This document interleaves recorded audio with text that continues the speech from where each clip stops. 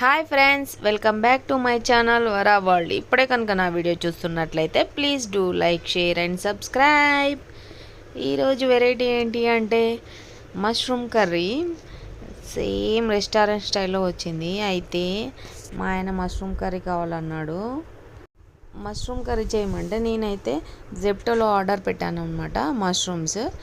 అయితే ఒకటి తీసుకుంటే సరిపోతుందో లేదో అని రెండు తీసుకున్నాను, 145 రూపీస్. అలాగే కొరియాండర్ కూడా ఆర్డర్ చేశాను అనమాట.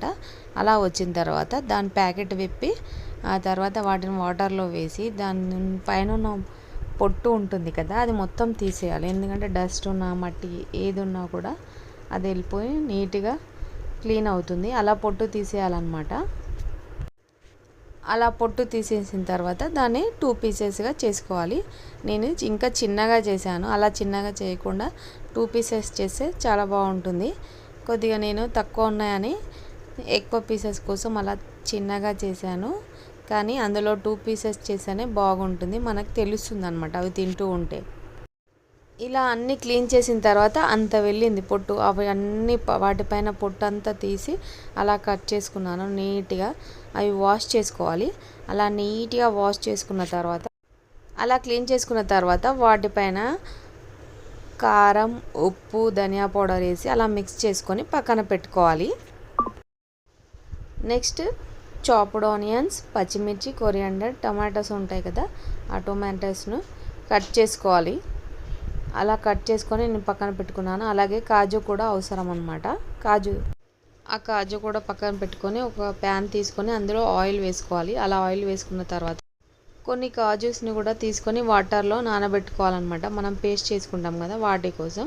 అలాగే మష్రూమ్స్ కూడా పెట్టుకోవాలి. ఇంకా కొన్ని కాజుస్ పక్కన పెట్టుకోవాలి. పక్కన పెట్టుకున్న కాజుస్ కొన్ని ఆయిల్లో మంచిగా ఫ్రై చేసుకోవాలి. అలా ఫ్రై చేసుకోవాలి. ఇంకా గీలో చేసుకుంటే ఇంకా బాగుంటుంది. కొద్దిగా గీలో అయినా చేసుకోవచ్చు, ఆయిల్లో అయినా చేసుకోవచ్చు. ఆ రెండిట్లో అలా అవి వేగుతూ ఉన్నప్పుడే ఇందాక మనం కలిపి పెట్టుకున్నాం కదా మష్రూమ్స్, వాటిని కూడా అందులో వేసి వేయించుకోవాలి. ఒక్కోసారి ఈ కారం ఇవి వేయకుండా కూడా వేయించుకోవాలి. ఎక్కువసేపు వేపొద్దు అనమాట. వాటి వేపితే అవి పల్చగా అయిపోతాయి, పాపడ్లాగా అవుతాయంట. అందుకని అలా చేయకుండా మీడియం ఫ్లేమ్లో అవి రెడ్ అవుతుంటే వేయించుకొని పక్కన పెట్టుకోవాలి. అలాగే చాప్ చేసుకున్న టమాటో, ఆనియన్ ఉంది కదా, అయితే ఆనియన్ పక్కన పెట్టి టమాటో రెడ్ కలర్లో ఉంటాయి అవి తీసుకోవాలి, పండువి. అందులో జీడిపప్పు, పచ్చిమిర్చి, మిరియాలు, కొన్ని ఇలాచీలు, ఇంకా లవంగాలు, అలాగే ఇంకా ఎండుమిర్చి కూడా యాడ్ చేసుకోవాలన్నమాట. అలాగే ఇంకొద్దిగా పెరుగు, మీగడ ఉన్న పెరుగు తీసుకోవాలి, బాగా టేస్ట్ వస్తుంది. 2 స్పూన్స్ అలా పెరుగు వేసుకోవాలి, కర్డ్.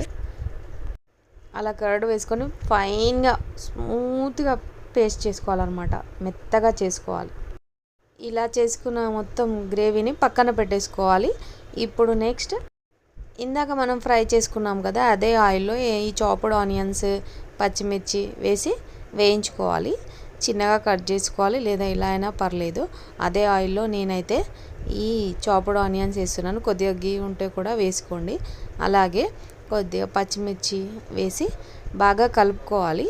ఇవి మంచి గోల్డెన్ కలర్లో ఫ్రై అయిన తర్వాత దాంట్లో అప్పుడు మనం ఇందాక మిక్స్ చేసుకున్నాం కదా, ఆ పేస్ట్ వేసుకుంటాము. అంతవరకు అయితే ఇవి మంచిగా ఫ్రై అవ్వాలి.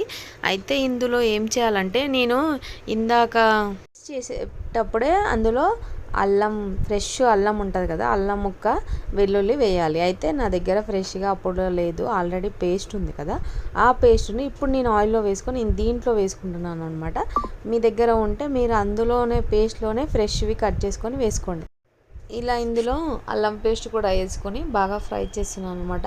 అలా ఫ్రై చేసిన దాంట్లో ఇందాక వేసుకున్నాం కదా, మిక్స్ చేసాము పేస్ట్, అది వేయాలి. అలా వేసిన తర్వాత ఆయిల్ అనేది పైకి ఫ్లోట్ అవుతుంది అనమాట, పైనకి ఆయిల్ వస్తుంది. మంచిగా కలుపుకోవాలి.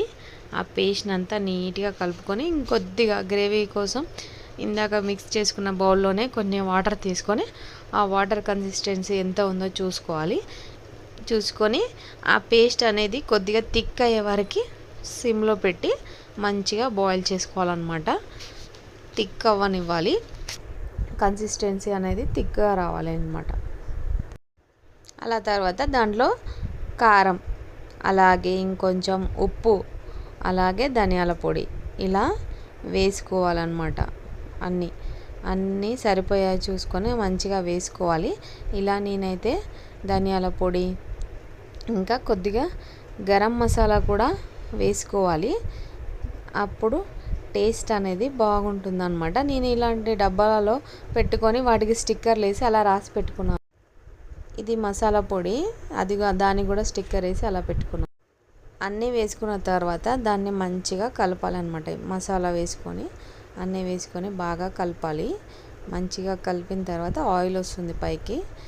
అలా కలుపుకొని కొద్దిసేపు సిమ్లో పెట్టాలి. నెక్స్ట్ ఇందులో గీ వేసుకోవాలన్నమాట. చాలా టేస్ట్ ఉంటుంది గీతోటి. గీ అయినా బటర్ అయినా వేసుకుంటే చాలా బాగుంటుంది. నా దగ్గర గీ అయిపోయింది, నేను కొద్దిగా ఉంటే వేస్తున్నాను అనమాట. గీ వేసుకోవాలి. అలా వేసుకొని బాగా కలుపుకోవాలి.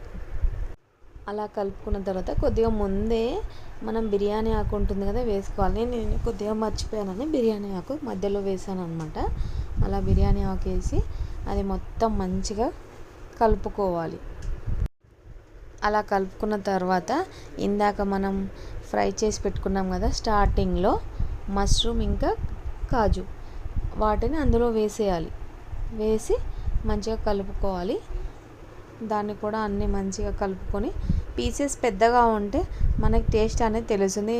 నావి కొద్దిగా చిన్నగా అయ్యాయి. మీరు పీసెస్ 2 చేయండి, నేను 4 చేశాను. అలా కాకుండా 2 పీసెస్ చేస్తే మనకి మష్రూమ్స్ అనేవి కనిపిస్తుంది అన్నమాట. అలాగే ఇవన్నీ వేసిన తర్వాత లాస్ట్లో కసూరి మేతి వేసుకోవాలి. కొద్దిగా కసూరి మేతి వేసి మళ్ళీ మంచిగా కలుపుకోవాలి. కలుపుకున్న తర్వాత లాస్ట్ అండ్ ఫైనల్గా చాప్డ్ కొరియాండర్ ఉంటుంది కదా, దాన్ని కూడా వేసుకోవాలి. ఆ తర్వాత కొరియాండర్ వేసిన తర్వాత కొద్దిసేపటికి స్టవ్ ఆఫ్ చేసే ముందు ఇక్కడ ఏం చేయాలంటే ఫైనల్గా లెమన్ ఉంటుంది కదా, ఒక లెమన్ తీసుకోవాలి. లెమన్ తీసుకొని లెమన్ని పూర్తిగా ఒకటి కంప్లీట్గా తీసుకొని దాన్ని 2 పీసెస్ చేసి దాంట్లో మంచిగా మనం లెమన్ అయితే పిండాలన్నమాట. ఫైనల్ టచ్ లెమన్ని పిండేసి స్టవ్ ఆఫ్ చేస్తే టేస్టీ మష్రూమ్ కర్రీ రెస్టారెంట్ స్టైల్లో చాలా బాగా వచ్చింది. టేస్ట్ అయితే చాలా బాగుంది. ఇంకా ఇలాంటి మరిన్ని టేస్టీ వంటకాల కోసం మీరేం చేశారు, నా ఛానల్ని అయితే సబ్స్క్రైబ్ చేసుకోండి. అలాగే లైక్ చేయండి, షేర్ చేయండి. ఓకేనా? Have a great day.